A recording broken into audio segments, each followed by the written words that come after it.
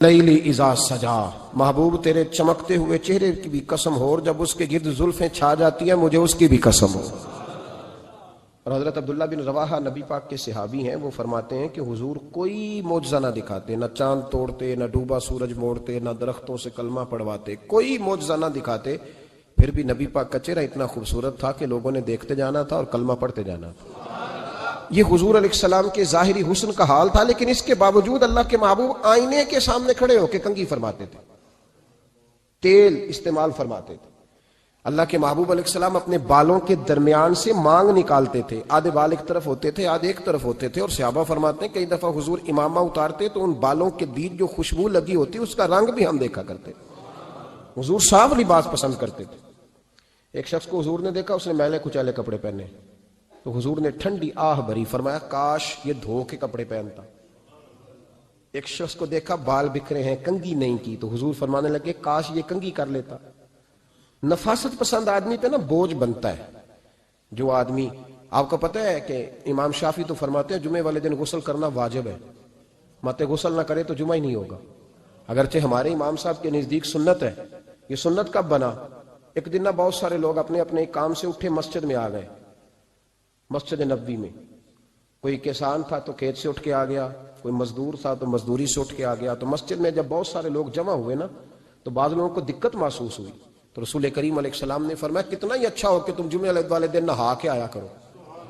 بس وہ صحابہ کا مزاج ہمارے والا نہیں تھا کہ تفصیل بتائیں، حکمت بتائیں، ملے گا کیا، ثواب کتنا، نہ نہائے تو گناہ، یہ کوئی نہیں۔ حضور نے کہا کہ نہا کے آؤ تو کتنا ہی اچھا ہے۔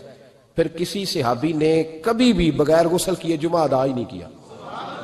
کسی نے بغیر غسل کے کبھی جمعہ ادا ہی نہیں کیا نا۔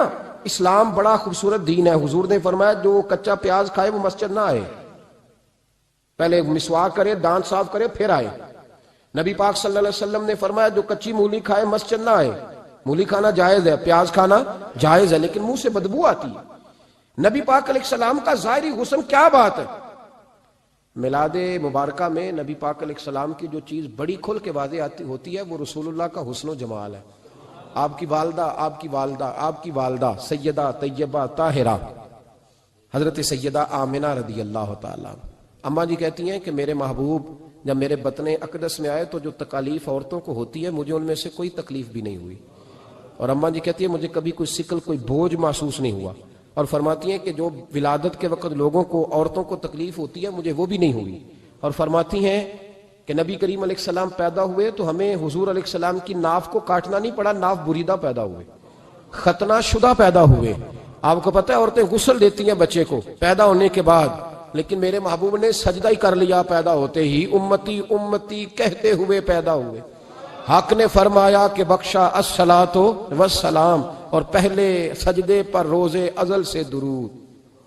میرے امام فاضل بریلوی کا جو انداز تکلم ہے نا، اس کی بھی حد ہی کوئی نہیں، کوئی حد ہی نہیں، کہاں تک ان کی محبت جاتی۔ کہنے لگے پہلے سجدے پہ روز ازل سے درود، یادگاری یہ امت پہ لاکھوں سلام، یادگاری یہ امت پہ لاکھوں سلام۔ بتائیے بغیر وضو کے، بغیر غسل کے سجدہ ہو جاتا ہے؟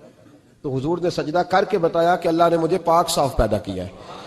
نبی پاک صلی اللہ علیہ وسلم کی والدہ نے جب یہ باتیں ارشاد فرمائیں تو لوگوں نے پوچھا ان سے کہ اماں جی پھر آپ ایک جملے میں بتائیں کہ ماجرا سارا کیا تھا، آخر ایک ولادت تو ہوئی نا، آپ کے وجود اطہر سے ایک بچہ تو نکلا، تو یہ کیا تھا؟ تو سیدہ آمنہ فرمانے لگی خرج منی نور، بس میرے وجود سے ایک نور نکلا ہے، بس میرے وجود سے ایک، اور روشنی آتی جاتی ہے تو کسی کو تکلیف نہیں دیتی، ایک نور نکلا۔ میرے رسول کریم علیہ السلام کو ظاہری حسن بھی کمال دیا، اور پھر حضور کی نفاست پسندی، صفائی پسندی۔ نبی پاک جب بات کرتے تھے نا تو حضور کے دانتوں سے نور نکلتا تھا، اس کے باوجود حضور ہر وضو کے لیے مسواک کرتے۔ میں نے ہر نماز کے لیے نہیں کہا، میں اپنے لفظوں کا ذمہ دار ہوں۔ کس کے لیے بولے آپ حضرات؟ ہر وضو کے لیے، یعنی اگر نبی پاک نے وضو نماز کے لیے کیا تب بھی مسواک کی، اور اگر قرآن شریف کی تلاوت کے لیے کیا تو پھر بھی مسواک کی، کسی اور موقع کے لیے وضو فرمایا تو پھر بھی مسواک کی۔ اور سیدہ عائشہ فرماتی ہے جب بھی حضور گھر سے نکلنے لگتے پہلے مسواک فرماتے، حالانکہ رسول پاک کے دندان اقدس تو نور والے تھے، ضرورت ہی نہیں تھی۔ ہماری تعلیم کے لیے نفاست پسندی۔ ایک بات میں نے شروع کرنی ہے پر آپ نے ناراض نہیں ہونا، پہلے وعدہ کر لیں، جڑے نہیں بولے انہوں نے کی ارادہ ہے۔ ہو جانا ہے؟ چلو ہو جائے کوئی گل نہیں، خیر ہے، ہو جائیں آپ ناراض۔ نبی پاک نے بڑی مونچھیں نہیں پسند کی، حضور کو اچھی نہیں لگتی تھی۔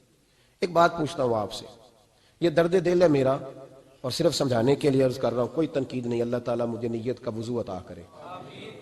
ایک بات بتانا، اگر بہو کھانا پکا کے لائے اور سالن سے بال نکل آئے تو پھر اس کا کیا حال ہوتا ہے؟ کئی تو بوڑھے پلیٹ اٹھا کے دیوار میں مارتے ہیں، ایسا ہی ہوتا ہے نا، یہ کیا ہے؟ اور اگر کبھی روٹی سے نکل آئے تو بیوی صاحبہ کا کیا حال ہوتا ہے؟ یہ کوئی طریقہ ہے کھانا پکانے کا؟ اور اللہ تعالیٰ معاف کرے، اگر کبھی ہوٹل میں چلے جائیں امیر لوگ 15,000 کا ڈنر کرنے، تو وہاں کسی سالن کی پلیٹ سے بال نکل آئے تو پھر تو پیسے کیا دینے ہیں، پھر تو ان کو اور جرمانہ ہو جاتا ہے۔ یہ تو سارے بال نکل آئے تو مشکل، اور ویسے بھی جو نفاست ہے نا طبیعت کی، اس پر بوجھ بنتا ہے، بال کھانے میں ہو آٹے میں ہو تو بوجھ بنتا ہے۔ تو بڑی مونچھوں والا دوست بھائی بزرگ جب پانی پیے گا تو بال پانی میں جائیں گے کہ نہیں جائیں گے؟ حکیم اور ڈاکٹر کہتے ہیں کہ کینسر کے مرض کا خطرہ ہے۔ اب باقی بھی راضی نہ ہو، حضور نے بڑی مونچھیں بھی پسند نہیں کی اور چھوٹی داڑھی بھی پسند نہیں کی۔ حضور نے فرمایا داڑھیاں بڑھاؤ، مونچھوں کو پست کرو، مشرکین کی مخالفت کرو۔ اور ایک مقام پہ رسول پاک علیہ السلام نے یہاں تک فرمایا کہ جو مونچھیں پست نہیں کرتا وہ ہم میں سے ہے ہی نہیں۔ نے سخت لفظ، ایک صحابی تھے، آپ یقین کریں نا، کئی دفعہ دوستوں کو کہنا پڑتا ہے اور کئی دفعہ نا مجھے محسوس ہوتا ہے کہ یار ہم روز ہی کہتے ہیں، لیکن کہتے پتہ کیوں ہے کہ بوجھ بنتا ہے وہ بندہ جو اس طرح کی تباہ کے ساتھ آتا ہے، جو حضور نے پسند نہیں کیا۔ ایک شخص نبی پاک کے سامنے آیا، قاضی عبدالدائم دائم صاحب نے لکھا ہے، بڑی خوبصورت بات لکھی ہے، کہنے لگے حضور کے سامنے وہ اکثر آیا کرتا تھا تو مونچھیں بڑی تھی، حالانکہ داڑھی بھی بڑی تھی، مونچھیں بھی بڑی تھی۔ 2-4 دفعہ حضور نے باتوں میں تات اللفظ سمجھایا، کچھ بندے نہیں سمجھتے، تات اللفظ سمجھاؤ یا بڑا کھول کے سمجھاؤ پر بات سمجھنے کو تیار نہیں ہوتے۔ پتہ نہیں کیا ایسا حسن ہے بھئی، جو حسن نبی پاک نے پسند نہیں کیا وہ کبھی حسن ہو سکتا ہے، کبھی خوبصورتی ہو سکتی ہے، وہ کسی کا ذاتی کلچر تو ہو سکتا ہے پر دین کی تہذیب نہیں۔ نبی کریم علیہ السلام نے کئی دفعہ سمجھایا تو ان کی سمجھ میں بات نہ آئی۔ ایک دن وہ بیٹھے ہوئے تو حضور نے ایک صحابی سے فرمایا کینچی لاؤ، کہنے لگے میں سمجھ گیا کہ میرے ساتھ کچھ ہونے لگا ہے۔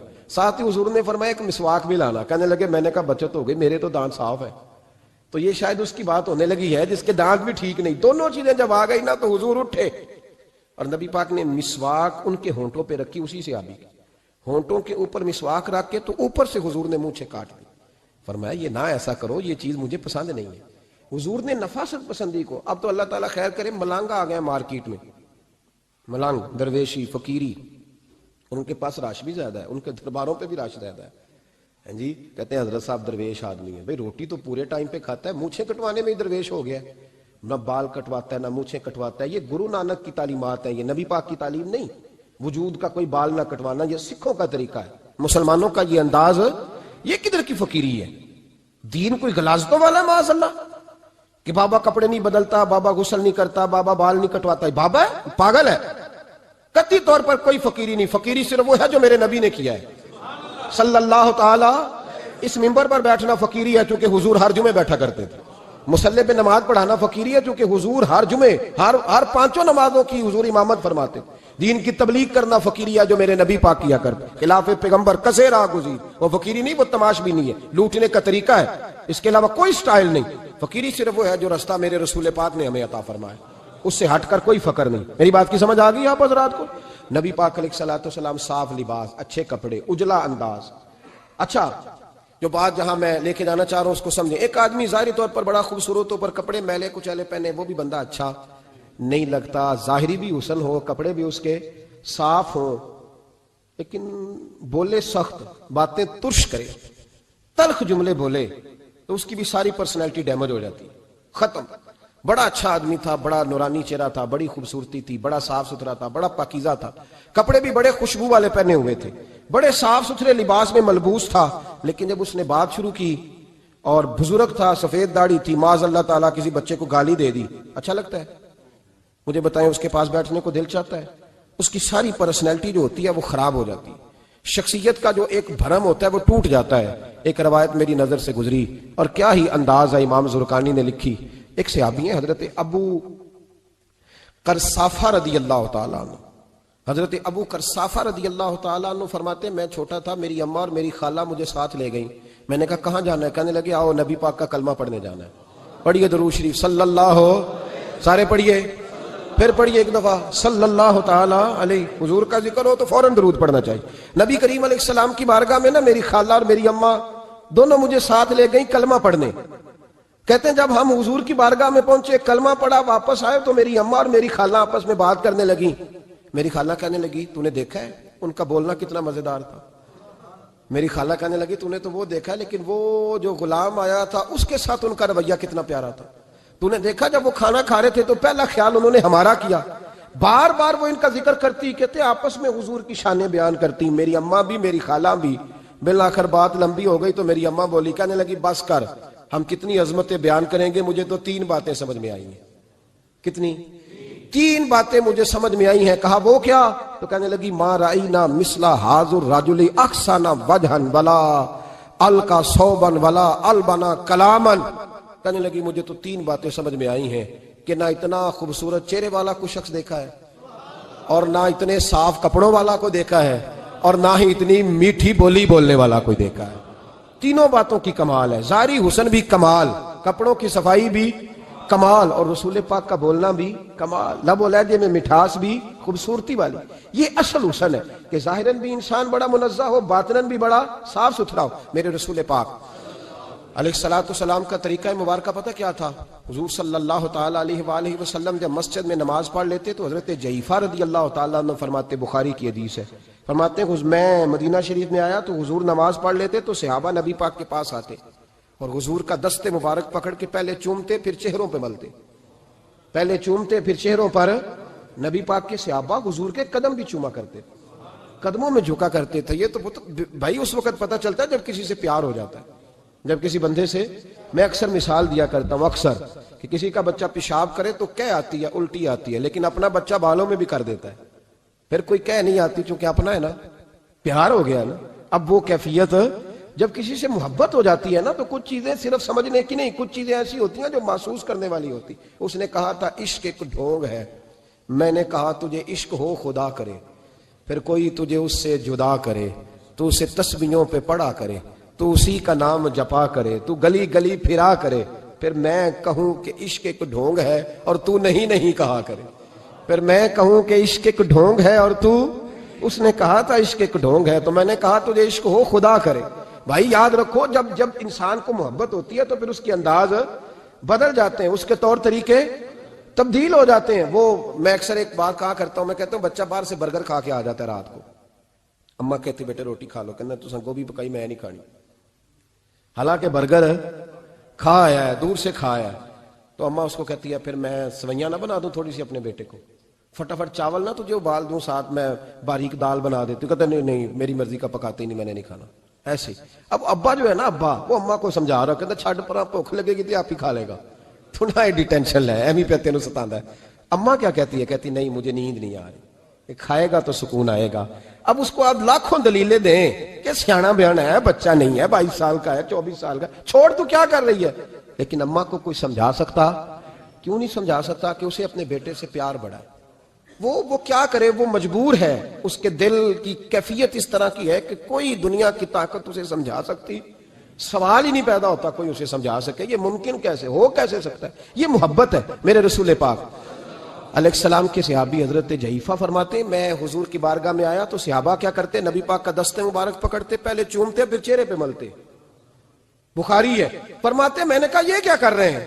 پھر اچانک میرا بھی دل کیا ذرا کر کے تو دیکھو، کچھ چیزیں چکھنے پہ پتہ لگتا ہے کتنی مزیدار ہے۔ کہتے میں بھی قریب گیا، حضور کے دست مبارک میں نے ہاتھ ڈالا، فرماتے ہاتھ پکڑا ہی تھا کہ نبی پاک کا ہاتھ برف سے بھی زیادہ ٹھنڈا۔ فرماتے ہیں پھر میں نے پکڑ کے چہرے پہ ملا تو کستوری سے زیادہ خوشبو آ رہی تھی دست مبارک۔ فرماتے ہیں اب میرا چھوڑنے کو دل ہی نہیں کر رہا تھا، اب میری طبیعت نہیں مان رہی تھی۔ میرے نبی کریم علیہ السلام اللہ کی دلیل ہیں، ہر پاکیزگی، ہر حسن، ہر کیف اللہ نے اپنے رسول کو عطا فرمایا۔ دنیا کی جتنی غلاظتیں تھیں جب کوئی حضور کے قریب جاتا تھا تو ساری غلاظتیں دور ہو جاتی۔ کما ارسلنا فیکم رسولا منکم یتلو علیکم آیاتنا ویزکیکم، اللہ فرماتے ہیں میرے محبوب تم پر میری آیتیں پڑھیں گے اور تمہیں پاک فرما دیں گے، تمہاری ساری ناپاکیاں نبی پاک دور کر دیں، ہر غلاظت تم سے دور ہٹ جائے۔ ایک صحابی ہیں حضرت شیبہ بن عثمان رضی اللہ تعالی عنہ، وہ کہتے ہیں میرے والد کو اور میرے چچا کو مسلمانوں نے احد میں قتل کر دیا تھا، میرے دل میں بڑا غصہ تھا، بڑا جلال تھا کہ کبھی مجھے موقع ملے تو میں بدلہ لوں گا۔ کہتے ہیں فتح مکہ کے بعد نبی پاک علیہ السلام حوازن کی جنگ کے لیے نکلے، مجھے پتا چلا حضور جا رہے ہیں، تو میرے اندر شعلے بھڑک رہے تھے انتقام کے۔ روز میں منصوبہ بندی کرتا، پلاننگ کرتا کہ کسی طریقے سے میں ان تک پہنچوں گا اور بدلہ لوں گا۔ کہتے ہیں نبی کریم علیہ السلام نہ حوازن کے لیے پہنچ چکے تھے، فرماتے ہیں میں بھی جنگ میں جا کے شریک ہو گیا، اور میں نے طریقہ اس طرح کا اختیار کیا کہ کسی طریقے میں حضور تک پہنچ جاؤں۔ سمجھ آ رہی ہے میری بات کی؟ نبی کریم علیہ السلام تک کسی طریقے پہنچ جاؤں۔ فرماتے ہیں لڑتے لڑتے، لڑائی کے دو طریقے ہوتے تھے، کبھی تو ایسے ہوتا تھا کہ ایک دو آدمی مل کے آپس میں لڑتے تھے، پھر گمسان کا رن پڑتا تھا، گھمبیر ہو جاتی تھی جنگ، سمجھ نہیں آتی تھی تیر کہاں سے آیا، نیزہ کہاں سے آیا۔ فرماتے جب گمسان کا رن پڑا نا، مجھے موقع مل گیا، میں حضور کے قریب پہنچ گیا۔ حضرت شیبہ بن عثمان رضی اللہ تعالیٰ عنہ کہتے جب میں پہنچ گیا تو میں نے نا دیکھا کہ اب حضور کے قریب لوگ نہیں ہیں۔ فرماتے میں نے نا فوراً تلوار اٹھائی، تلوار اٹھا کے میں حضور کو معاذ اللہ شہید کرنے ہی لگا تھا کہ ایک نور چمکا حضور کے سامنے۔ پڑھیے درود صلی اللہ علیہ وسلم۔ کہتے ایک نور چمکا، اتنی تیزی تھی اس نور میں کہ میری آنکھیں بند ہو گئی، میرے ہاتھ سے تلوار گر گئی، آنکھیں چندھا گئی میری۔ فرماتے تلوار میرے ہاتھ سے چھوٹ گئی۔ اب جب وہ روشنی مدھم ہوئی نا تو میں نے دیکھا نبی پاک سامنے کھڑے مسکرا رہے ہیں۔ میں نے کر دیا، آپ نے سن لی، ذرا دیکھو تو صحیح، جو تلوار لہرائے اسے دیکھ کے بھی کبھی کو مسکرایا ہے؟ جس نے تلوار ہی لہرا دی، جو شہید کرنے ہی لگا تھا، پہنچ گیا تھا۔ لیکن یہ اخلاق میرے رسول پاک کا ہے صلی اللہ اعلیٰ حضرت فاضل بریلوی کا ایک شعر میں نے پڑھا۔ کئی کچھ چیزیں ایسی ہوتی ہیں جو بس نا وہ آتی تو سامنے ہیں لیکن وہ اتنا لطف دے جاتی ہیں کہ ٹھنڈا ہو جاتا ہے مزاج۔ رات کو میں شعر پڑھ رہا تھا اعلیٰ حضرت کا فاضل بریلوی رحمت، اور میں نے شعر پڑھا تو مجھے اچھا لگا سنانا۔ ایک دوست کو میں نے فون کیا، میں نے کہا یار ذرا شعر تو سن لے، یہ پہلی دفعہ نظر سے گزرا ہے، ابھی سیدھا سادہ لیکن روح تک اتر گیا۔ اعلیٰ حضرت فرمانے لگے نبی پاک کے بارے میں، فرمانے لگے سیدھی سیدھی روش پر کروڑوں درود، سیدھی سیدھی روش پر، بالکل سیدھی ہے حضور کی باتیں، کسی پیچیدگی کی ضرورت نہیں۔ کہنے لگے سیدھی سیدھی روش پر کروڑوں درود، سادی سادی طبیعت پہ لاکھوں سلام، سادی سادی طبیعت پہ سیدھی سیدھی روش پر کروڑوں درود اور سادی سادی طبیعت پہ لاکھوں سلام۔ میرے نبی کریم صلی اللہ علیہ وسلم مجھے دیکھ کے مسکرائے، اور فرمایا جب حضور مسکرائے نا تو میں نبی کریم علیہ السلام کو دیکھ کے حیران ہوا کہ میں نے تلوار تانی تھی اور حضور نے مسکرانا شروع کیا۔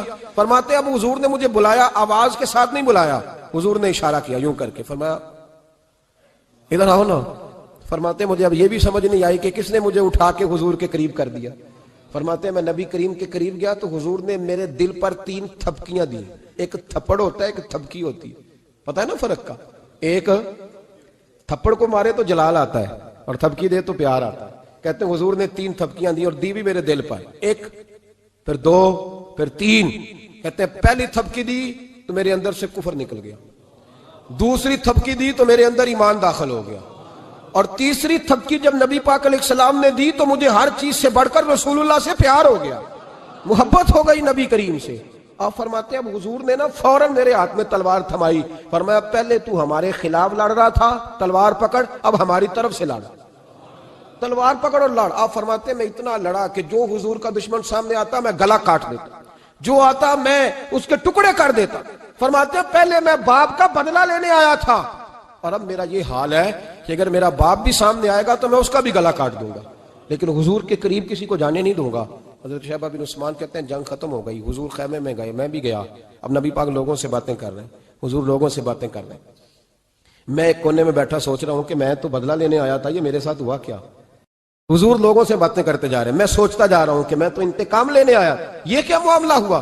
کہتے ہیں محبوب نے اچانک میری طرف نظر اٹھائی اور فرمانے لگے شیبہ ایک ارادہ تو نے کیا تھا جو غلط تھا، اور ایک ارادہ میرے رب نے کیا ہے اور تیرے اوپر فضل فرما دیا ہے۔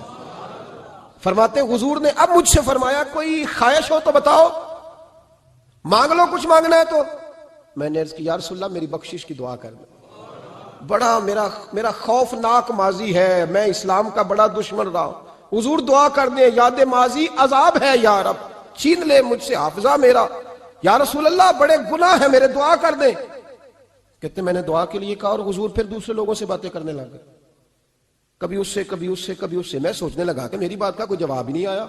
جب تو 3 بار میں نے سوچا تو میرے کریم نے پھر توجہ میری جانب کی اور فرمایا تو نے بخشش کی دعا کا کہا تھا، میں نے سن لیا ہے، رب کریم نے تیری بخشش فرما دی ہے، اللہ نے تجھے بخش دیا ہے، تیری خطائیں رب کریم نے معاف کر دی. نبی پاک کے دست مبارک کی برکت. رسول پاک ایک صحابی تھے، حضرت فرقد ان کا نام تھا رضی اللہ تعالی. پہلے نا میں جب گفتگو کیا کرتا تھا نا تو میں صحابہ کا نام نہیں لیتا تھا، میں کہتا تھا ایک صحابی فرماتے ہیں، چونکہ صحابہ کے نام مشکل تھے، لوگوں کو یاد نہیں رہتے. ایک دن میرے دل میں خیال آیا کہ نام لیں گے نہیں تو انہیں آئیں گے کیسے، چلو خود کسی کو یاد ہو جائے گا. تو مجھے اچھا لگا، پچھلی دفعہ میں نے حضرت صاحب بن ناجیہ کا نام لیا تو مجھ سے میرے دوستوں نے کہا ذرا لکھ کے دیں کیا نام تھا. مجھے خوشی ہوئی کہ یار اگر یہ لفظ کہے جائیں گے تو لوگوں کو دلچسپی ہوگی. حضرت فرقد ایک صحابی تھے اور یہ وہ صحابیاں جنہوں نے حضرت عمر کے زمانے میں موصل کا علاقہ فتح کیا تھا. بڑے دلیر تھے، ان کی 4 بیویاں تھیں. وہ کہتے ہیں جب بھی یہ گھر میں آتے تو خوشبو اتنی اعلیٰ لگا کے آتے کہ ہم حیران ہو جاتی. عورتیں زیادہ تیاری کرتی ہیں نا مردوں سے کہ نہیں؟ کیا آج کل مرد زیادہ کرتے ہیں؟ چلو میں دس چھوڑو، میں اپنی اصلاح کرنا. تسی دوواں گلاں تے انجن کیتا ہے، اب پتہ نہیں سچ کیا ہے، کون زیادہ تیاری کرتا ہے؟ چلو بیٹھے جو مرد نے. ویسے میرے پاس جو اخباری تراشے ہیں ان میں یہ لکھا ہے کہ آج کل مردوں کے میک اپ پہ زیادہ خرچ آنے لگا ہے. یہ تحقیقی رپورٹ ہے.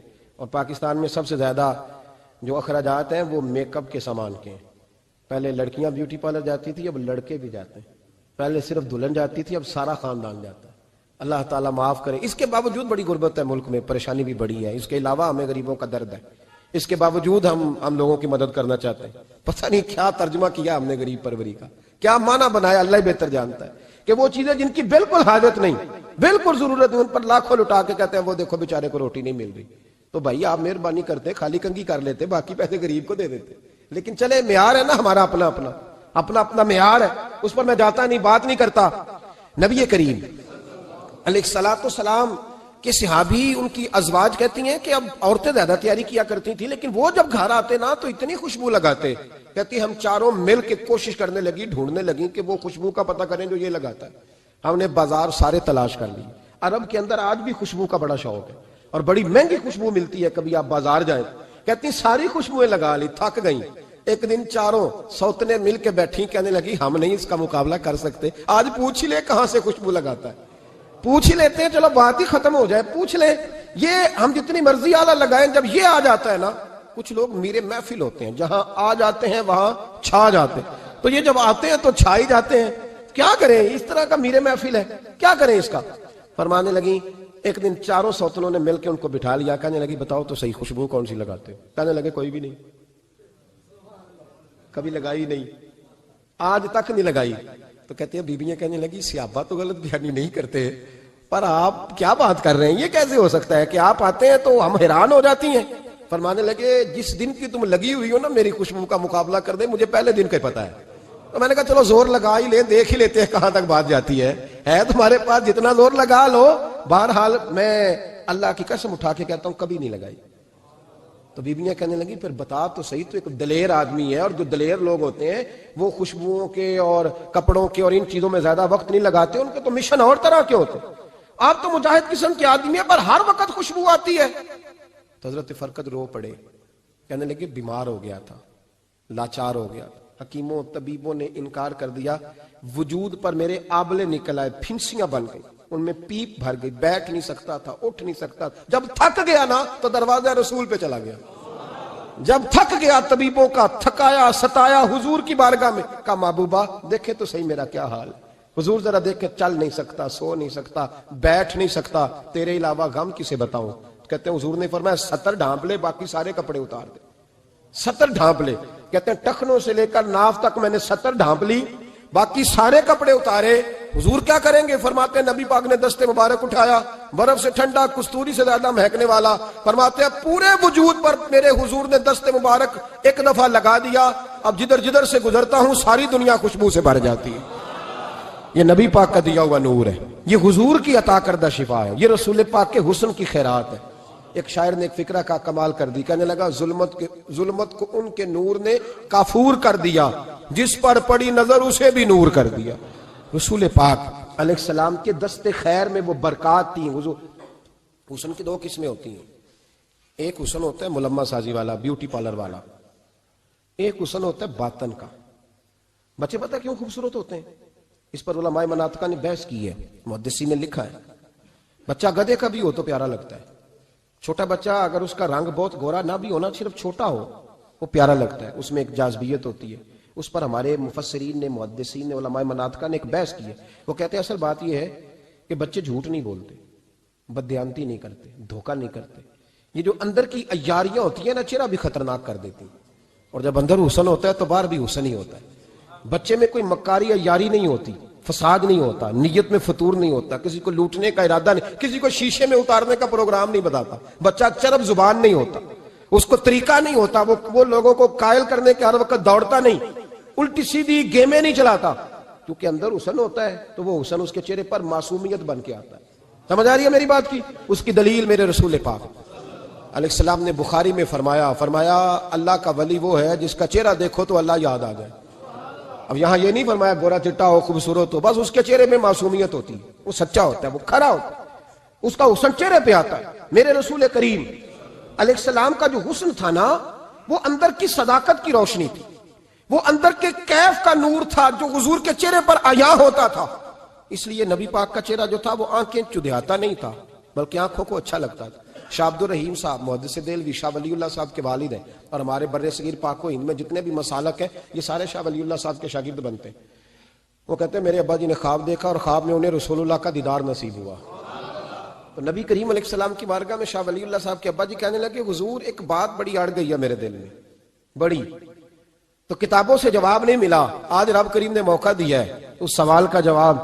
تو عبد الرحیم پوچھو کہ یا رسول اللہ حضرت یوسف کا حسن دیکھ کے لوگوں نے انگلیاں کاٹ لی، پر آپ کو تکنے والے تکتے ہی رہے، کوئی بھی ہوش نہیں ہوا، کسی نے انگلی نہیں کاٹی. تو کہتے محبوب نے فرمایا عبد الرحیم رب کریم نے اپنی غیرت کے ساتھ میرے حسن پر 70,000 پردے ڈالے. یہی بہتر ہے کہ پردوں میں وہ پردہ پوش رہے، وہ اگر پردے اٹھا دے تو کسے ہوش رہے. فرمایا 70,000 پردوں میں چھپا ہوا حسن ہے، ورنہ کسی کی طاقت تھی کوئی بات کر سکتا، جرت تھی کسی شخص کی. میرے حبیب پاک سید عالم حضرت عبداللہ ابن سلام رضی اللہ تعالیٰ عنہ اہل یہود کے بڑے عالم تھے. فرماتے میں تورات زبور انجیل کا جاننے والا تھا. جس دن حضور مدینہ طیبہ ایک قصوہ نامی اونٹنی پر بیٹھے تھے، میں حضور سے مناظرہ کرنے، بحث کرنے آیا. میرے ساتھ میرے شاگرد تھے، ارادہ تھا بحث کروں گا، نبی پاک کو بڑے معاذ اللہ کڑوے کڑوے سوال کروں گا. کہتے ہیں حضور بیٹھے تھے قصوہ نامی اونٹنی پہ اور گردن مبارک جھکی ہوئی، ہونٹوں پر حضور کے زیر لب ہلکی سی مسکراہٹ تھی. نبی پاک تھوڑا بولتے تھے پر جتنا بولتے تھے وہ دلوں میں اترتا جاتا تھا. فرماتے ہیں میں جب گیا نا، میرے شاگرد ساتھ تھے، مناظرہ کرنے گیا، مناظرہ شاگرد ساتھ تھے. فرماتے ہیں میں بڑے سوالات تیار کر کے گیا، پر حضور گھوڑے پہ بیٹھے تھے. دو باتیں میں نے سنی. حضور نے فرمایا رشتہ داروں سے اچھا سلوک کرو، اپنے غلاموں کا خیال کرو. کہتے ہیں وہ شاگرد مجھے دھکے دینے لگے، کہنے لگے چل استاد جی آگے ہو، کرو سوال، چلو نا آگے بڑھو نا آگے. یہ کئی دفعہ نعرے لگانے والے بھی مروا دیتے ہیں نا، چلو نا چلو آگے، چلو بڑھو آگے، کرو بات، آؤ نا. کہتے میں ذرا آگے بڑھا، دھکا دیا انہوں نے. فرماتے میں آگے بڑھا اور میں نے قریب محبوب کے قریب جا کے کہا حضور مجھے کلمہ پڑھا دے، میں مسلمان ہونے آیا. یعنی عام آدمی تو قائل ہو جاتا ہے عالم اور تورات زبور انجیل کا جاننے والا، حضور کلمہ پڑھائیں. کہتے میں واپس آیا نا کلمہ پڑھ کے، تو شاگرد کہنے لگے استاد جی آپ تو مناظرہ کرنے آئے تھے، یہ کیا ہوا؟ تو یہ لفظ ہے حضرت عبداللہ ابن سلام کے. فرمانے لگے تم نے نبی پاک کا چہرہ نہیں دیکھا، ان کی آنکھوں کی روشنی نہیں دیکھی، تم نے چہرے کی معصومیت نہیں دیکھی، لب و لہجے کا وقار نہیں دیکھا. کتنے دنوں کے تھکے ماندے آج وہ مدینے پہنچے، پر ان کے لب و لہجے میں کوئی اکتاہٹ، کوئی تھکاوٹ، کوئی لفظوں میں جھول تم نے دیکھا ہے؟ فرمانے لگے جس کا اس طرح کا چہرہ ہوتا ہے وہ جھوٹا نہیں سچا ہوا کرتا ہے. میرے نبی پاک علیہ السلام کے غلام حضرت طارق بن عبداللہ رضی اللہ تعالیٰ عنہ فرماتے ہیں کلمہ پڑھنے سے پہلے ایک دفعہ ہمارا سارا قبیلہ تجارت کے لیے نکلا تھا، اور اس وقت منظر یہ ہوتا تھا کہ ہم اپنی عورتوں کو بھی ساتھ لے جاتے تھے. 6 مہینے سفر کرنا ہوتا تھا، اونٹ گھوڑے ہم بیچا کرتے تھے، عورتیں بھی ساتھ رہتی، کھاتے بھی پکاتے بھی. کہتے ایک سفر سے ہم واپس آ رہے تھے تو مدینے کے باہر صحرا میں ہم نے پڑاؤ کیا، اکیلے رسول پاک صلی اللہ، پھر ایک دفعہ پڑھیے گا، ایک دفعہ پھر کہیے گا صلی اللہ تعالی علیہ وسلم. کہتے ہیں نبی پاک تنہا اکیلے. حضور نہ سیر کرتے کرتے ہمارے काफले के पास से गुजरे, खैमे लगे थे, पड़ाव किया, महबूब तशरीफ ले आए। कहते हैं हुजूर सैयद आलम सल्लल्लाहु अलैहि वसल्लम तशरीफ लाए। कोई कबीले में से, काफले में से हुजूर को जानता नहीं था। एक सुर्ख रंग का ऊंट था हमारे सरदार का, जो बिकने से रह गया था, बड़ा खूबसूरत। कहते हैं नबी पाक को पसंद आ गया। हुजूर पूछने लगे तुम कौन हो? कहा जी मुसाफिर है। कहां से आए हो? फलां जगह से आए हैं। किस लिए आए हो? हम तिजारत की गर्ज से निकले। ऊंट बेचोगे? बेचना है। कितने का? सौदा तय हुआ। उसने कहा इतने लेने, हुजूर ने कहा इतने देने हैं। बात तय हो गई। कहते हैं लगाम हुजूर ने पकड़ी और फरमाने लगे वो सामने मेरा शहर है जिसका नाम मदीना, वो मेरा शहर है। मैं अभी मदीने जाता हूं, अपने गुलाम को भेजता हूं और तुम्हें आके ना कीमत दे जाता है। महबूब घोड़े की लगाम था, ऊंट की लगाम था में, नकेल था में, ऊंट था सुर्ख रंग का। हुजूर लेके जब निकले ना, थोड़ा सा चंद कदम आगे गए तो उनमें से एक शख्स बोला, कहने लगा सरदार आप सियाने लोग हैं, समझदार हैं। उस शख्स का नाम पूछा आपने? कबीला पूछा है? एड्रेस का पता है? पता है कहां रहता है? इतना कीमती ऊंट दे दिया। सरदार भी कहने लगा, सारे कहने लगे यार उनकी बातों में इतनी लज्जत थी, उनके गुफ्तार रफ्तार इतनी बावकार थी, मजेदार थी कि होश ही कोई नहीं रहा। भाई हम पुराने ताजर हैं, कभी इस तरह का सौदा किया ही नहीं जिस तरह का आज हो गया। ओहो वाकई कुछ नहीं याद रहा, कोई समझ नहीं आई। वो अभी नजर आ रहे, एक आदमी दौड़ के जाओ, दौड़ के और जा करके ना उनसे कहो, बड़ी जायज बात है, वो नाराज भी नहीं होंगे। उनसे एक शख्स कहो कि भाई ऊंट दे जाओ, पैसे ले आना और अपना माल ले जाना, दौड़ के जाओ। एक शख्स दौड़ने लगा तो सरदार की बीवी खैमे के अंदर थी, पर्दे के पीछे से बोली, कहने लगी खबरदार कोई पीछे ना जाए, अगर पैसे मिल गए तो ठीक है, ना मिले तो मैं दे दूंगी, कोई पीछे न, कोई ना जाए पीछे। सरदार कहने लगा तू जानती है? कहने लगी नहीं। का गारंटी क्यों दे रही है? तो कहने लगी तुमने उनका चेहरा नहीं देखा? तुम तो सौदे कर रहे थे, मैं पर्दे के पीछे से देख रही थी। पीर मेहर अली शाह साहब को किसी ने कहा था नबी पाक का हुलिया बयान करें, बताएं हुजूर के कान मुबारक कैसे थे, आंखें कैसी थी, नाक मुबारक कैसी थी, बीनी मुबारक कैसी थी। तो पीर मेहर अली शाह साहब कहने लगे कोई मिसल नहीं ढोलन दी। कहने लगे मुझसे नहीं बयान होता हुजूर का हुलिया, कोई मिसल नहीं ढोलन दी, तू चुप कर मेहरे अली, इथे जा नहीं बोलन दी, मैं बस कर, तू बयान कर सकता है? इतनी ताकत। आला हजरत ने कहा लम याती नजीर कफी नाजरिन मिसले तू नशुद, पैदा जाना। का हुजूर मिसाल तो तब आपकी बनेगी ना, कोई आपकी तरह का पैदा तो होगा, तभी मिसाल बनेगी, तो जब हुआ ही नहीं तो मिसाल कैसे बनेगी? कहने लगी कोई ना जाए, ना पैसे आए तो मैं दे दूंगी। मैं तो पर्दे के पीछे से देख रही थी, उनके चेहरे का वकार देखा, उनकी आंखों की रोशनी देखी, उनके लफ्जों का हुस्न देखा। तुम 50 बातें करते थे, वो एक जवाब देते थे और गिने चुने लफ्ज बोलते थे। उनकी सादगी का वकार देखा। जाने दो, ना पैसे आए तो मैं दूंगी। कहते हुजूर गए, थोड़ी देर के बाद एक काले रंग का हबशी गुलाम आया, पैसे भी पकड़े और अपनी चादर में ना खजूरें बांध के तो पीछे डाली हुई है। और देहाती लोग पीछे नहीं डाल लेते, खजूरें डाल के पीछे। कहते हैं वो आए और उनके आने का अंदाज भी बड़ा निराला था। कहते हैं वो झूमते झूमते अल्लाह का जिक्र करते, अल्लाह समद करते पहुंच गए और आगे कहने लगे तुमसे मेरे नबी ने ऊंट खरीदा है? तुमसे? कहा हमसे खरीदा है। कहने लगे ये तुम्हारे पैसे? और फिर चादर खोल के सहरा पे बिछा दी। कहने लगे ये तुम्हारे पैसे और खजूरें खाओ, मेरे नबी ने तोहफा भेजा है, खाओ हुजूर ने तोहफा भेजा है। तो वो सरदार की बीवी ओठ हटा के कहने लगी, ओ काले रंग के हबशी गुलाम, इन्हें खजूरें खिला और मुझे उस इज्जत वाली माँ का नाम बता जिसके घर में ऐसा लाल पैदा हुआ, इन्हें खजूरें खिला और मुझे उस अजमत वाले बाप का नाम बता जिसके घर में ऐसा फूल खिला है, वो कबीला तो बता तो सही, वो कौन थे? 2 घड़ियां रुके हैं पर खुशबू ही फैल गई है, रंग ही बदल गया, तार कोई मिसल ना ढोलन दी, तू चुप कर मेहरे अली, इथे जा नहीं बोलन दी। हजरत तारिक बिन अब्दुल्ला कहते हैं जनाब बिलाल फरमाने लगे वही तो अल्लाह के आखिरी रसूल है, वही तो खातमुल मुरसलीन है, वही तो है जिन्हें अल्लाह ने सारी इंसानियत के लिए नमूना अमल बनाया। कहते हैं हम ऊंट बेचने गए थे पर सारे का सारा कबीला ही मुसलमान हो गया। बुखारी शरीफ में हदीस है, काजी अय्याज मालिकी रहमतुल्लाह अलैह ने बड़ी तफसील से लिखी है। रावी हजरत अनस बिन मालिक हैं। एक बंदा बड़ी दूर से आया नबी पाक सल्लल्लाहु अलैहि वसल्लम की जियारत के लिए, बड़ी दूर से। अरब के जो सरदार होते थे उनके बड़े नाज नखरे होते थे, वो खैर आज भी हैं, प्रोटोकॉल का माहौल आज भी, यानी वजीर साहब के आगे 2-4 गाड़ियां ना हो तो उनको मजा ही नहीं आता, पुलिस वाले आगे पीछे भागें तो, हालांकि उनको नहीं पता कि जो पुलिस वाले आगे पीछे भाग रहे हैं ना, ये हुकूमत बदली तो गिरफ्तार करने भी इन्होंने ही आना है, लेकिन वो बड़ा मजा आता है जब लोग गाड़ी के पीछे भागते हैं। क्या बात है जनाब, बड़ी बात। اور ہماری طبیعتوں میں پتہ نہیں کون سی، یہ پیسے پھینکنے والے دوست مجھ سے ناراض نہ ہو جائیں، لیکن میں اکثر سوچتا ہوں کہ یار یہ کس طرح کا کام ہے کہ پہلا کھلارنے پھر آپ اکٹھے کرنے، تو آپ کٹھے دے دیں جس کو دینے ہیں، ختم ہو جائے بات۔ یعنی وہ محفل میں نا گپ شپ ہو رہی ہوتی ہے، کٹھے کرنا لے پان دینا لے، کس چکر میں پڑ گئے۔ حضور غوث اعظم رضی اللہ تعالیٰ عنہ کی محفل میں شیخ یحییٰ نجار آیا کرتے تھے تو وہ کہتے تھے کہ ہم وہاں گنتے تھے آج کتنے بندوں نے توبہ کی، تو ہم سے گنے نہیں جاتے تھے، اتنے لوگ توبہ کرتے تھے۔ بزرگوں کی محفلوں میں توبہ کرنے والے گنے جاتے تھے، ہماری محفلوں میں پیسے گنے جاتے ہیں اور وہ پرچیاں دی جاتی ہیں۔ ایسا نہ کریں، اس سے گھٹن پیدا ہوتی، اور پھر جو نوٹوں والے ہوتے ہیں وہ فرنٹ سیٹوں پہ آ جاتے ہیں۔ بہت سارے غریب سوچتے ہیں کہ میرے پاس بھی اگر کرارے نوٹ ہوتے تو میں بھی آگے ہوتا۔ تو کم از کم یہ جو میلاد کی محفل ہیں ان میں تو سب کو ایک جیسا رہنے دے، یہاں تو امیر غریب کا فرق نہ ہو، اس کو تو مہربانی کریں۔ تو نبی پاک صلی اللہ علیہ وسلم کی خدمت میں وہ شخص بڑی دور سے آیا، تو عرب کے بادشاہوں کا مزاج تھا، پروٹوکول بڑا چاہتے تھے، ان کا تو یہ طریقہ تھا کہ حکمرانی کرنی ہے جیسے بھی ہو۔ اگر کسی غلام نے دھوپ میں بندھا رہ گیا، اونٹ اور چھاؤں میں نہیں باندھا تو درے مارتے تھے، اور اگر اس نے کھول کے باندھ دیا تو پھر بھی مارتے تھے، کہتے تھے اتنا سیانہ ہو گیا تو نے پوچھا ہی نہیں، خود بخود ہی باندھ دیا۔ وہ شخص حضور کی بارگاہ میں آیا اور بہت سارے لوگوں کے پاس کیونکہ وہ جاتا تھا اپنے سربراہ کا پیغام لے کے، تو وہ کانپ رہا ہے جب حضور کی بارگاہ میں گیا، ڈر رہا ہے۔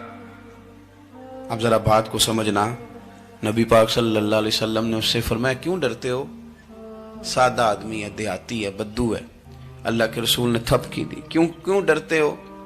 تو کہتے ہیں حضور مجھے آداب نہیں آتے اور مجھے ڈر آتا ہے، کوئی بات اگر ایسی ہو گئی آپ مدینے کی حکومت کے سربراہ ہیں تو کہیں آپ ناراض نہ ہو جائیں۔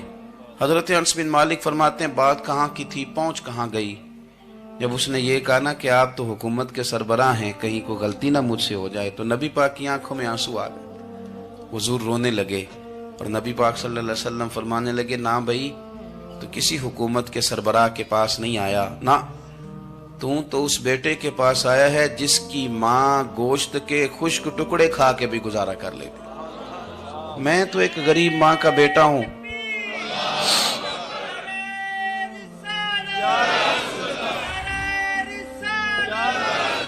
بھائی اگر آپ کا یہ ذوق بن جائے، دیکھو نا آج تو لوگ بھول جاتے ہیں نا، کپڑے بدل لیتے ہیں تو وہ سمجھتے ہیں کہ شاید سارا کچھ ہی بدل گیا، یعنی گاؤں سے آ کر پڑھنے والے بھول ہی گئے ہیں کہ کس کی ماں نے کتنا زیور بیچا تھا۔ لوگ بھول جاتے ہیں چیزوں کو، اپنے ماضی کو یاد رکھیں، آپ لوگوں کے ساتھ پیار کریں، آپ لوگوں کو موقع دیں، آپ تھوڑی سی اور کوشش کریں اس شخص تک جانے کی جو آپ کو مایوس نظر آ رہا ہے، پریشان نظر آ رہا ہے۔ یہ ہمیں میلاد والے محبوب صلی اللہ علیہ وسلم نے درس دیا۔ ایک اور پہلو، حضور سید عالم صلی اللہ علیہ وسلم نے، ہمارے ہاں نا ابھی بھی برادری کی تقسیم ہے، ابھی بھی، اور کچھ میں نے ایسے کمزور لوگ بھی دیکھے، یہ اس طرح کی حرکتیں ہارے ہوئے لوگ کرتے ہیں، ہارے ہوئے لوگ جو اپنے آپ کو سمجھتے ہیں کہ میں کوئی بڑا آدمی ہوں۔ بڑا آدمی تو اپنے اخلاق سے ہوتا ہے، اپنے کردار سے ہوتا ہے، اپنی سخاوت سے ہوتا ہے، لوگوں سے پیار کرنے سے ہوتا ہے۔ باقی یہ کہ بیٹھ کے کہانی سنانا کہ میں بڑا کچھ کرتا ہوں، تو جو کچھ کرتا ہوتا ہے اسے سنانے کی کوئی ضرورت ہے؟ ایک اور بہت سارے لوگ آپ تعزیت کرنے جائیں نا والد کے انتقال کے بعد، تو ان بیچاروں کو بتانا پڑتا ہے کہ ابا جی میرے بغیر دوائی نہیں کھاتے تھے۔ تو میں کہتا ہوں اگر تیرے بغیر نہیں کھاتے تھے پھر بتانے کی ضرورت نہیں، پھر تو سارے گاؤں کو پتا ہوگا کہ تیرے بغیر نہیں کھاتے تھے۔ اور اگر کوئی دال میں کالا ہے تو پھر تیری وضاحت کوئی بندہ قبول نہیں کرے گا، تو آپ کو بتانا کیوں پڑ رہا ہے؟ اور آپ بار بار اس بات کا ذکر کیوں کر رہے ہیں کہ ہم بہت بڑے قبیلے کے ہیں؟ صاحب اگر آپ بڑے قبیلے کے ہیں تو پتا ہوگا سارے علاقے کو آپ کتنا لوگوں کا خیال کرتے ہیں، آپ کس قدر محبت کرتے ہیں، آپ کا انداز کریمانہ کس طرح کا، پھر آپ کو بتانے کی کوئی ضرورت نہیں ہوتی، پھر خود بخود خبر ہوتی ہے۔ حضرت سیدنا ابو ذر غفاری رضی اللہ تعالیٰ عنہ، قبیلہ بنو غفار ایک بڑی شاخ تھی قبیلوں میں سے، جو لوگ اس زمانے میں مالدار قبیلوں سے تعلق رکھتے تھے ان میں سے ایک بڑا نام تھا۔ ساری زندگی چودراہٹ کی، لیکن میلاد ایک انقلاب کا نام ہے۔ میں میلاد منانے والے دوستوں سے گزارش کرتا ہوں کہ آپ ہر سال میلاد منائیں، اور ہر سال میلاد کے بعد آپ تھوڑے بدل بھی جائیں، یعنی تھوڑے سے بدل جائیں، کچھ لوگ کہیں یار یہ داڑھی میں نے نا 12 ربیع الاول والے دن رکھی تھی، یہ میری میلاد والی داڑھی ہے. اور داڑھی رکھیں بھی نبی پاک کی مرضی کی. کس کی مرضی کی؟ نہ ناراض ہو جائے جی میں ٹور چلا بس. کس مرضی کی جی؟ اپنی مرضی کے نہیں. داڑھی کا وزن کو نہیں ہوتا کہ پوری مٹھی رکھیں گے تو آپ کو کوئی دقت ہوگی، کوئی وزن نہیں. پوری رکھیں، جو حضور کا طریقہ مبارکہ ہے جو ہمیں ملتا ہے اس پر آپ توجہ فرمائیں. تو میں جو بات عرض کرنے جا رہا ہوں وہ میلاد انقلاب ہے. حضور سید عالم صلی اللہ علیہ وسلم کی بارگاہ میں آنے سے پہلے لوگ کچھ اور ہوتے تھے اور یہاں سے ہو کے جاتے تھے تو پھر ان میں تبدیلی آتی تھی. میں سارا دن کرامتیں سناؤں نا کسی کو اپنے پیر صاحب کی اور اپنے گھر میں بھی کہ میرے حضرت بڑے، میرے استاد بڑے، لیکن بیوی کے ساتھ اگر میں ترش لہجے میں بات کروں گا تو وہ کہے گی یہ سکھاندے نے تینوں پیر صاحب. دوست کہیں گے یہ سکھاتے ہیں آپ کی کہانیاں نہیں چلتی، آپ کا کردار چلتا ہے. حضرت ابو ذر غفاری رضی اللہ تعالیٰ عنہ فرماتے ہیں چونکہ میں چودھری تھا، سیدنا بلال حبشی رضی اللہ تعالیٰ عنہ کے پاس میں بیٹھا تھا. کسی بات میں بات آگے بڑھی اور بڑھتے بڑھتے بات شکرنجی تک چلی گئی. رائے کے اختلاف نے باتوں میں تلخی پیدا کر دی اور جب تھوڑے لفظ اور تیز ہوئے تو میں نے انہیں کہہ دیا چپ کر، تو ابشن کا بیٹا ہے. کس کے بیٹے تھے حضرت بلال؟ کہتے ہیں جب انہوں نے مجھے کہا تو میرا دل بڑا ٹوٹا، لیکن میں نے ارادہ کیا کہ میں نے حضور کی بارگاہ میں نہیں عرض کرنی. اب ہر بات کی ہم حضور کی بارگاہ میں شکایت کریں. لیکن میں جا کے مسجد میں بیٹھا اور جب سرکار آئے نا، ارادہ نہیں تھا کہ عرض کروں گا، لیکن حضور کا چہرہ دیکھا تو دکھ میرا خود ہی تازہ ہو گیا. رونے کا بھی تو تب ہی مزہ آتا ہے نا کوئی اپنا ملے تو. فرماتے ہیں کہ میرے آنسو نا بغیر اختیار کے چھلک پڑے اور میں کھل کے روئے، کھل کے. قربان جاؤں محبوب کے بھی حضور نے پاس نہیں بلایا بلکہ نبی پاک اٹھ کے خود میرے پاس آئے اور مجھے کندھوں سے پکڑ کے سینے سے لگایا. اور جب میں کھل کے رو لیا تو حضور میرے آنسو پوچھنے لگے. کچھ شعر ایسے ہوتے ہیں جو کسی نے کہے ہوتے ہیں اور کہنے والا جو ہوتا ہے وہ صاحب حال ہوتا ہے تو اس میں کچھ خوبصورتی زیادہ ہی ہو جاتی ہے. ایک پنجابی کے شاعر ہمارے گجرات میں گزرے، بزرگ تھے، ان کا ایک شعر ہے، وہ کہتے ہیں ایک واری میری آنکھیاں چوں اونا نے اتھرو پونجے سن. ایک واری میری آنکھیاں چوں اونا نے اتھرو پونجے سن، ہن تے چسکا پہ گیا رونے دا. ایک واری میری آنکھیاں چوں اونا نے اتھرو پونجے سن، ہن تے چسکا پہ گیا رونے دا تے ہر ویلے آہو زاری دا. تو میں روز رونے لگا ہوں، مزہ ہی بڑا آیا ہے جب سے محبوب نے چپ کرانا شروع کیا. میرے عزیز، اور پھر حضرت بلال حبشی رضی اللہ تعالیٰ عنہ چونکہ حضور کے غلام تھے اور انہیں پتا تھا کہ سرکار میری ناز برداری کرتے ہیں، حضور نے چپ کرایا. فرمایا کیوں روتے ہو؟ تو عرض کرنے لگے یا رسول اللہ صلی اللہ علیہ وسلم اگر میں ابشن کا بیٹا ہوں تو میری تو غلطی کوئی نہیں نا، یہ تو تقسیم اللہ کی ہے نا. الذی خلقک فسواک فعدلک فی ای صورت ما شاء رکبک. جس طرح وہ چاہتا ہے، جس کو چاہتا ہے اس طرح کی اس کی صورت بنا دیتا ہے. تو مجھے ابشن کا بیٹا کہا جاتا ہے، میری غلطی کیا ہے؟ حضرت بلال نے بھی نہیں بتایا کس نے کہا ہے، لیکن نبی پاک صلی اللہ علیہ وسلم نے کیا فرمایا. امام یوسف صالحی نے لکھا ہے، ذرا غور کرنا بات پر، تسلیاں لوگ اور رنگ میں بھی دیتے ہیں پر یہ تسلی بڑی انوکھی ہے. حضور فرمانے لگے بلال اگر تو ابشن کا بیٹا تو پریشان کیوں ہوتا ہے؟ کالے رنگ والی ماں کا بیٹا ہے تو پریشان کیوں ہوتا ہے اگر تیری والدہ کا رنگ کالا ہے تو؟ عرض کی حضور آپ کیا فرمانا چاہتے ہیں؟ تو سرکار فرمانے لگے میں 2 ماؤں کا بیٹا ہوں، ایک جناب آمنہ جنہوں نے مجھے پیدا کیا اور ایک حضرت ام ایمن جنہوں نے میری پرورش کی، مجھے بڑا کیا. حضور فرمانے لگے میری ماں آمنہ کا رنگ گورا تھا اور میری ماں ام ایمن کا رنگ کالا ہے. تو فرمایا اگر تجھے کسی نے کالے رنگ والی ماں کا بیٹا کہا تو اسے کہہ دینا مدینے والی محبوب کے بھی تو ایک والدہ کا رنگ کالا ہے، تو کہہ دینا. حضرت بلال کہتے ہیں کہ وہ اس طرح کی تسلی تھی، طفل تسلیاں نہیں جس طرح کی ہمیں دی جاتی، وہ اس طرح کی خوبصورت تسلی تھی کہ اس کے بعد میرا دل ایسا ٹھنڈا ہوا، پھر کسی کا تانا نہیں رہا، پھر کسی کی تکلیف نہیں رہی. رسول پاک صلی اللہ تعالی علیہ وسلم نے یہ جو آج تقسیم ہے ہمارے ہاں اونچ نیچ کی، چھوٹے بڑے کی، ذات برادری کی، حضور فرماتے ہیں میں نے پاؤں کے نیچے رکھ کے کچل دی. اب اس کا کوئی سٹیٹس نہیں رہا، اب یہ کوئی معاملہ نہیں.